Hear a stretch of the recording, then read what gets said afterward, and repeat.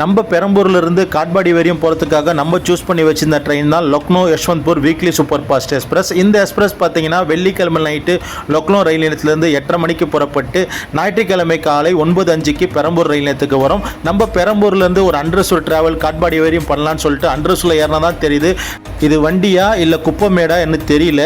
ஏன்னா கை கழுவு இடத்துலாம் நாஸ்தி பண்ணி வச்சுருந்தாங்க. தொடர்ந்து பார்த்தீங்கன்னா நம்ம வடக்கு நண்பர்ஸ்லாம் எல்லாமே வீடு கட்டி கொடுத்து நடித்திருந்தாங்க. அந்த அளவுக்கு வண்டி கலிஜியாக இருந்தது உள்ளுக்குள்ளே.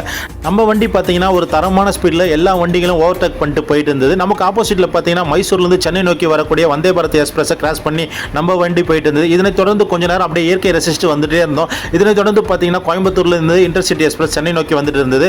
கொஞ்ச நேரத்தில் நம்ம காட்பாடியெலாம் ரீச் ஆகிட்டோம். நம்ம வண்டிக்கு பார்த்தீங்கன்னா கரெக்டாக 10:50 காட்பாடிக்கு வந்துருச்சு. காட்பாடி வந்தோன்னா டபுள் அண்டா பிரியாணி 50 சொல்லி விற்க ஆரம்பிச்சிட்டாங்க. நம்மள இறங்கத்து சமப்பட்டு கீழே இறங்கிட்டோம்.